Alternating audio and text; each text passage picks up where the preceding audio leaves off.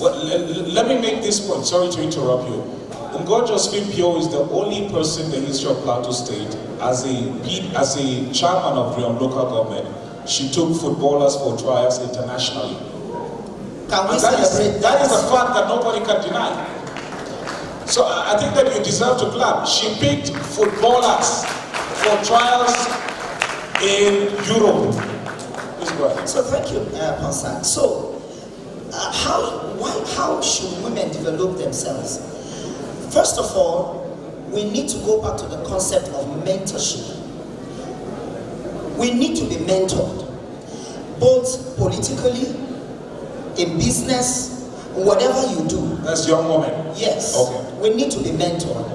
I was mentored by somebody, and in mentorship, you are corrected, you are taught, you are rebuked, you are shown the way.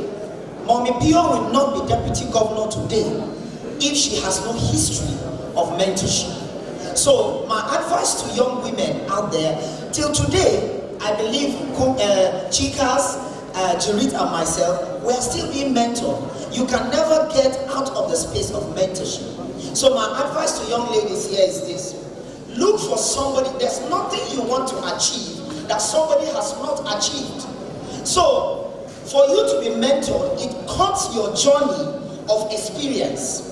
It cuts your journey of pain. It cuts your journey, it cuts down all the things you have to face to get there. So whatever you want to be, doctor, lawyer, politician, governor, president, somebody has been there before. So find that person, humble yourself, submit yourself, and be mentored. I believe when mentorship is established, the sky will be above your limits. Thank you. Let me turn to Honorable Chikas Kumle. Let's talk about this next generation legend and because in Plateau State, you know, lawmaking right now has become like being an executive. Why I say so is because you find lawmakers doing project, which is not supposed to be, you know, so based on the laws of our country.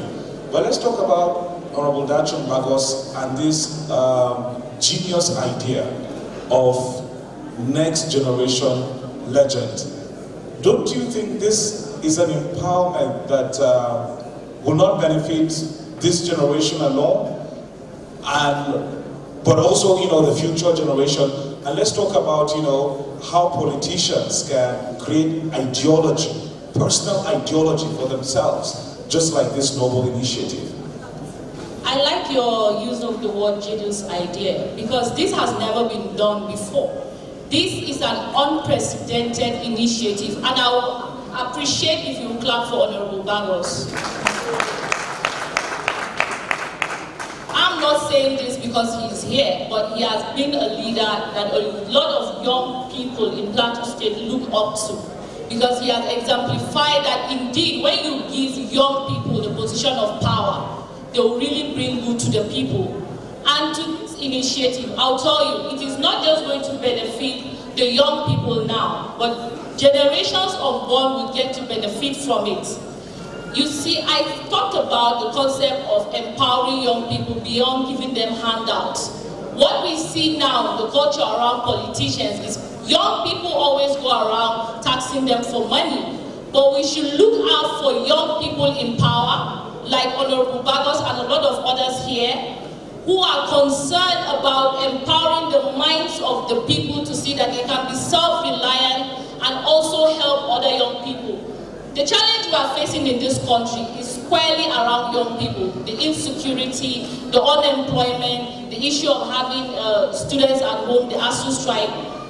If you're going to fix the issue of this country, just focus on fixing issues around young people and half of the job will be done. So when we talk to young people about looking up to leaders who they should mentor, they should be mentored by, just like Pastor Inusa said, if you're speaking like to young people, if you're speaking particularly to women now, we don't even have enough women in the political space to mentor them. So you can work with the men. I always tell them, work with the men. There are people that will not take advantage of you for being female to see that they pull you up. I work with the men, and if they call me 2 a.m., 3 a.m., I'm there. And this is to say to every young person here that if there's a leader you're looking up to, please don't be going to him for money. There's more in you that the leader can build beyond the 1,000, 2,000 that I will give you. And for me, to be part of this conversation is something I deeply appreciate. Why? Because seated in this room is the future of this state, is the future of Nigeria. And if we have a conversation about how to empower them, then it means they should be part of the conversation, and that is exactly what we're doing. Thank you. Honorable Mrs., because that's how, and I love your title, you say Mrs., just like Michelle Obama.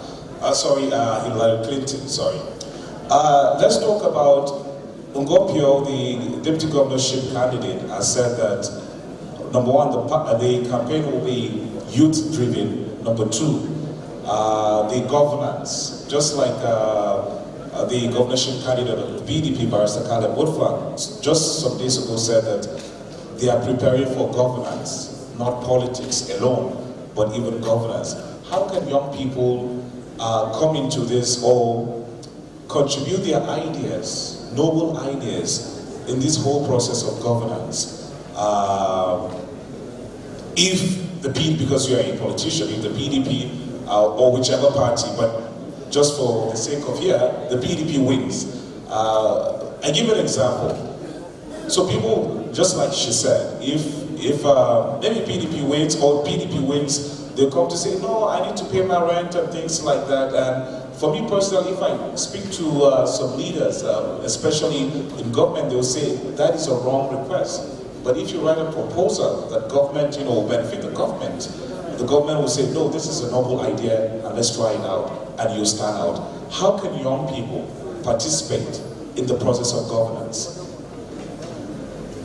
And I would like you to be very practical. Yeah. This is a very critical question because this is when political participation is required from every young person. There are 1,001 ways young people can participate in the political process leading up to elections. Now, take this to the bank. No one give appointments to people to ghost participants. If you do not participate, do not expect to partake in governance. Now, young people can participate in so many ways. I ran for office in this just concluded primaries that political parties held. And I saw firsthand how young people supported me, and I wish to share here. Seated in this hall, there are young people who are IT experts. Do you know you can donate that expertise to candidates? You can design flyers. You can design their posters. You can come up with different designs and find a way to give these candidates. They will record them. There's going to be a youth department in the campaign. If that is where you feel you can fit perfectly, go in and do that. There's going to be room for you to donate. You could donate t-shirts, you could have a car and brand and donate. You could make posters, banners, and donate where necessary. These are things you bring into the campaign that the candidates do not forget. You can put yourselves in groups. For example, you could be wholesale youths, and this is the donation you have for a particular candidate. Now, resist the temptation of seeking personal reward. This is not to say that when you want a personal reward, it is bad in itself. But when you go to a candidate or someone who has a matter and say, I need funding for my rent, for God's sake, how do you intend to renew that rent after the first installment? Put yourselves in group. Donate something to a candidate, and thereafter you could, as a group, also ask that we need water in our area. Do you know that a politician can drill a bowl for you and then you sell in turn, so you could raise money to now fix the road in your own community? So there are different ways you could participate and then seek reward in turn. Some of us could get appointed. Not all can get appointed. But you can put yourselves in group. I remember I did a proposal and I gave an aspirant a governorship aspirant. That was the last election. I saw the campaign office the person rented for. And I told him, sir, after your campaigns, when you win, do you know that we could use this office as a hub where after school, young people who are artists, you provide the materials. So any young person who is interested in artwork, walk into that office, do a painting, and leave it there. Now the candidate on his birthday, on her birthday, on any other day, on the girl child day, on any day selected, can call friends and sell those paintings. Now the royalty goes back to that person who did the painting. So you see, these are, you can set up skill acquisition centers, do your own work with your skill, bring it to that hall, drop it there. Honorable Bagos has brought in people from across the country to this place. So just imagine you have paintings and you liaise with the organizers of this program that you want your paint work to be sold. Chief Kefiano here, I know, will pick more than 5. Honorable Ephraim here will pick 2. I'll pick 1. And you see, you're generating income for yourself. Tomorrow, I remember I was at a program in Lagos where the France president, Emmanuel Macron, came. And when he was walking into the hall, he saw a painting of himself done by a 13-year-old or a teenager. There and then, President Macron asked that he wants to see who did this painting, collected the painting, and granted scholarship to that young child. These are things young people can do. Get yourself prepared. There are not many white-collar jobs. And I tell you, white-collar jobs, they are good in themselves, but they can be limiting if that is all that you focus on.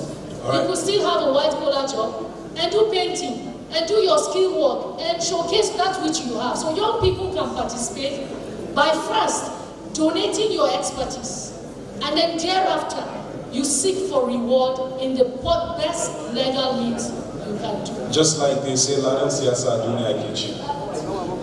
let me come to Pastor Manuel.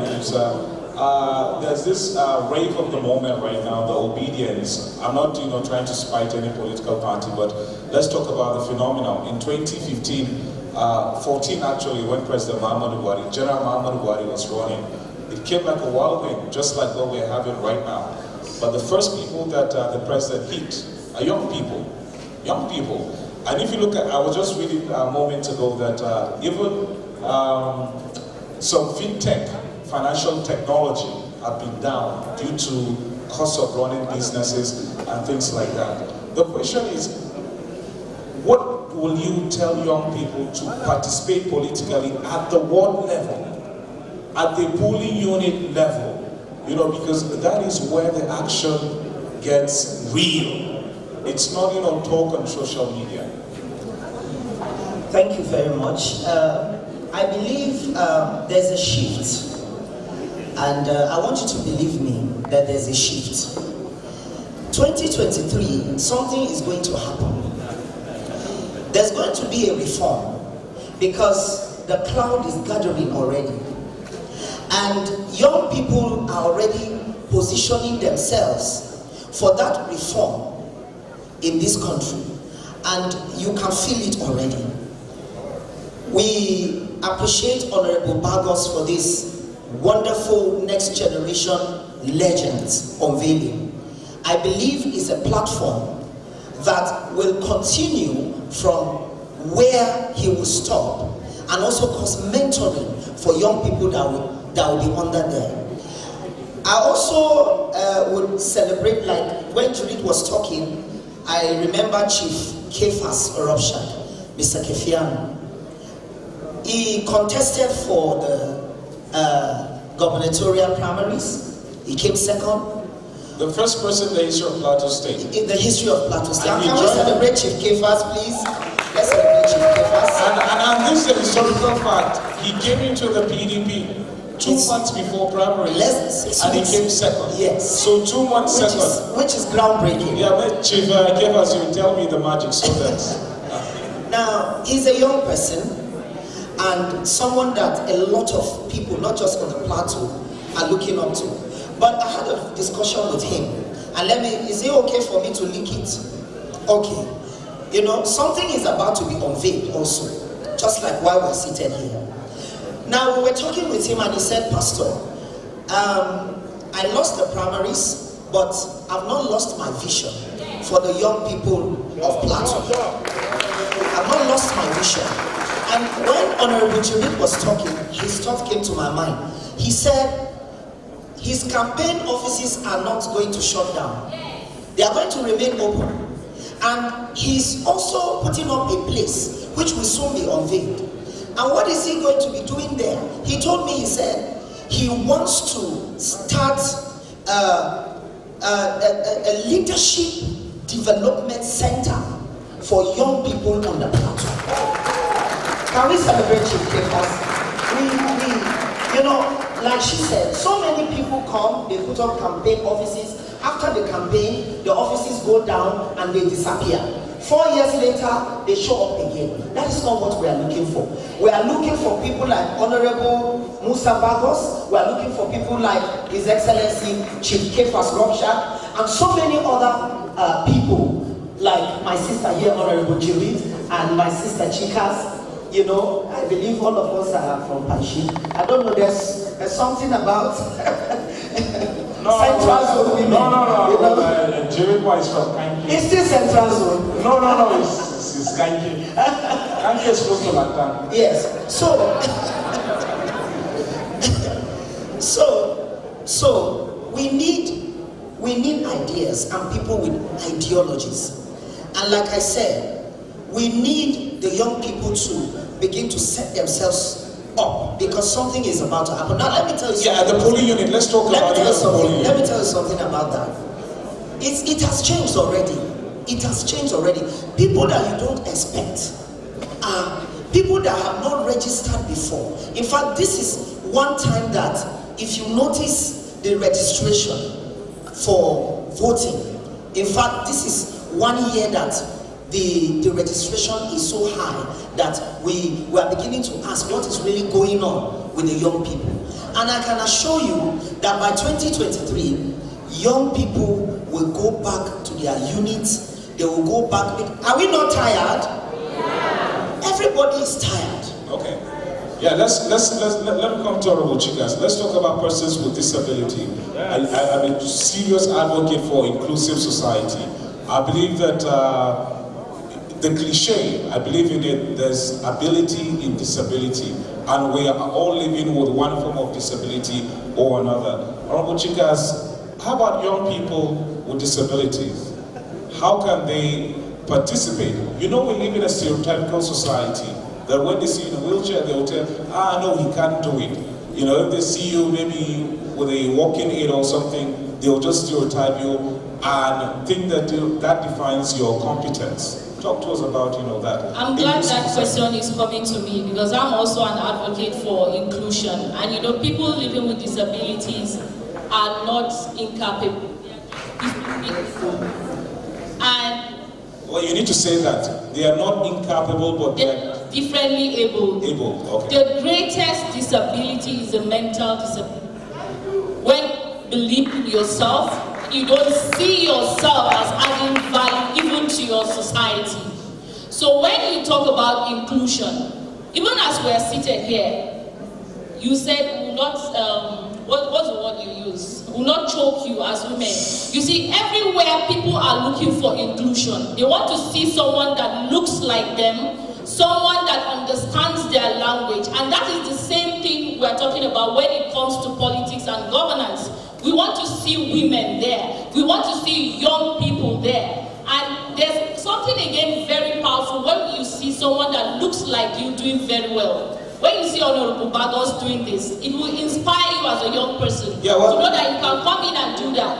And coming to inclusion for people living with disability, that is one area I feel every leader, whether elected or in your personal organization, need to pay attention to.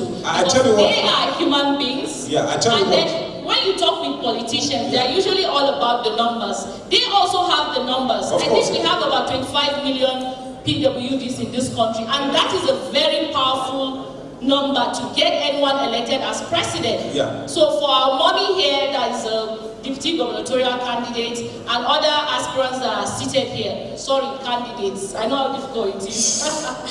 For other candidates that are here, please, when you're making your appointments, include these people. They are part of our society. They are part of our society, and nobody becomes physically disabled by choice. And as such, everybody must pay attention to every strata of our society. And it is important for us to say this because the PDP as a political party have proven itself to be very inclusive, having women as deputies, having young people as, what do you call them? The National Youth Leader. National Youth Leader.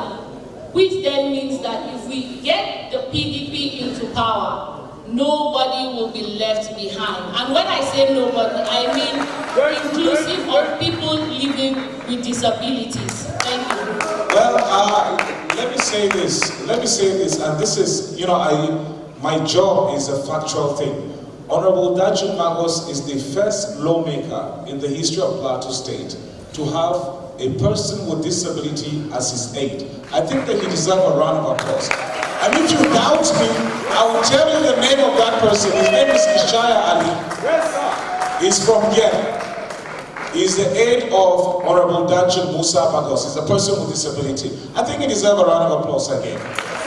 Let's talk about inclusion before we run up. And I would like the deputy governorship candidate on Josephine Bio and Chief Kefas to 1 minute after this question. Just prepare your comment and then one question or comment from the audience, and I'll pick at random. Okay, so anybody can. Inclusion. These are young people too, but in Nigeria they will think if you live with a disability, that should define your competence. Well, I think the issue of inclusion can be handled on a two-way front. The set of people who feel they are excluded need to rise to the occasion. You need to make your voice to be heard. Do not sit in the background. See, there's no free food in Freetown. The enormous level of work or attention that can be given out, you also need to reach out. Put yourselves in group. If you feel as women, as youths, as persons with disability, you are excluded, put yourself together, come up with activities you feel you can best fit in. Reach out to whoever you feel needs your attention. And then as leaders also, I tell you, you'll be doing a disservice to yourself if you exclude any set of the society, because they will become nuisance to you. If you become governor today, you become a House of Reps member, or whatever position it is you have, and you exclude a very good percent of your society, be they young persons, be they women, be they persons with disability, you cannot sleep, because the day they choose to cease sleep from you, you will not sleep. So as leaders, you'll be doing yourself a service. Partition these positions, put them in percentage. I will give this person's certain percent. And when you give appointments, let those people know that they are representatives of the people they represent. Yeah. And so they should speak to their people and get back to government in specific areas they need representation. All right. Okay. And then just to add something about the obedience. This is a PDP event, and I want to say this with my head so high. By the time campaigns start on the 28th of September for the presidential campaign, and then 2 weeks after for the governorship, the obedience are going to lose their strength. Take this to the bank. Thank you. They have a presidential candidate who will always come on air and brag. The last time he asked us to verify, we're beginning to verify, and half of all he says are lies. Young people, we do not need a president who will go begging in the National Assembly for bills to be passed and policies to be passed. PDP, who has candidates on all the platforms, Senate, House of Reps, might not get completely elected. We battle to form the majority. You know what it means to be in the minority in the National Assembly. Obedience are likely not to form 3% in the National Assembly. That is not the party we want to rule this All right, thank you. Because the president will have to go begging cap in hand for each bill to be passed or each policy to be rolled. So dear young people, it is not about PDP. It is about setting the ball rolling on May 29, 2023. Thank you. So join PDP, go vote for PDP, so that when they are sworn in, governance start on day one. Thank you. Well, Pastor Margaret, please talk about inclusion in 1 minute because they may arrest me, if you know what I mean. Okay, I deliberately avoided the question of the obedience for a reason. I'm very wise. You see, anything you give attention to will give you direction. Everybody that come here to talk obedient, whether negatively or positively, you are sending a wrong message. This is a PDP gathering, and we shouldn't mention anything that is not PDP. So I don't want anything to give me direction to begin to talk about it, because obedience is not important here. What is important here is the PDP, and we are all PDP, and our candidate, by the grace of God, will occupy the presidency, to the states, and to the green chamber, the red chamber. Everywhere is PDP. So I am a believer that Plateau is PDP and PDP is Plateau. All right. Nigeria is PDP and PDP is Nigeria. All right. 2023 we are there. And to our leaders, our deputy governor is here. Our deputy governor, by the grace of God, she's here already. And thank you, Honorable Bagos, for this opportunity. Please, ma'am, carry us along with you.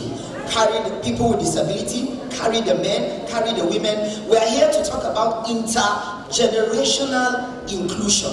And solidarity. Please, and solidarity. Please, let the elders carry us along with them. Teach us from their experience, while we will bring our own expertise as youth, and then we have a way forward. That is the place where wisdom will go. Thank you very much, ma'am. Thank you. Well, please, the MCs, take the mic first to Chief Kefas Robshik, also known as Kefiano first, and then we have Ngo Josephine Bio, the Deputy Governorship candidate of the People's Democratic Party. Well, just a comment, sir. PDP! I might be talking for more than 1 minute. First and foremost, I want to start on the existing protocol. And I want to appreciate my brother and my friend, Honorable Bagos, for this opportunity given to the youths for today. And I think the topic or the purpose of why we're here is timely for the generation.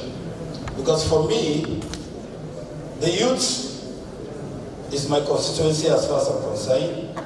And so, I want to talk about youth inclusiveness in government. And I thank God that our mother, the Deputy Governor of Plateau State, is here. I say this without missing comment because she's going to be the Deputy Governor by the grace of God. And I want to plead that, ma'am, you equally tell our Excellency Caleb Mutman that some of us are agitating and pleading that you should give the youths nothing less than 25-30% inclusiveness in your government by the grace of God. Because for me, the most important thing here is this. Like we always say and we know, the majority of the voters are the youth and the women, whether anybody likes it or not. And it baffles me why the political parties we have today, regardless of what political parties, from the ward level to the local government level and to the state level, majority of the people holding positions in the party that are delivering the party are the youth.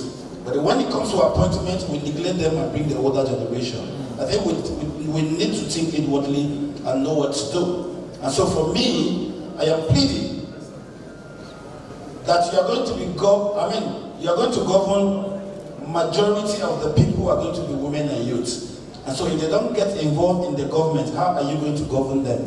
Because they need to sell ideas for you of what they want. You need to key into the new generation because there's a paradigm shift, whether anybody likes it or not. The youth are taking over the place. The world is a global place now. The youth are the ones that have the idea of how they want to be governed, and so you have to include them. And that is the truth. And about the obedience. Though I want to, there are times, if you talk too much on an issue, you give the issue irrelevant. And so what PDP should begin to do is to begin to sell our manifestos and tell ourselves what to do. I don't see Peter Obi as a candidate has said a lot of things which mostly are not true. But the reason for the followership is because the youths are tired.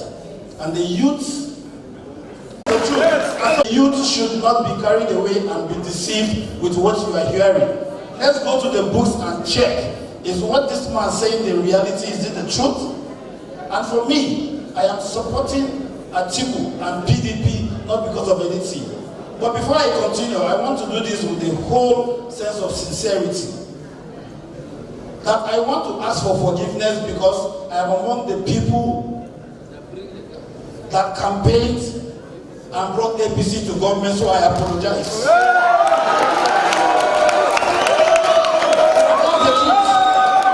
That is the truth. I am not a blind follower. I have seen that we are making mistakes. And for me, for PDP, I am proving the lives of people are better than now. And I believe in Atiku because Atiku is an entrepreneur. Atiku has been in the government. Atiku is a businessman. So I look forward to a better Nigeria. Thank you very much. Thank you, thank you. Well, I give the mic to the deputy governorship candidate of the People's Democratic Party. On God just be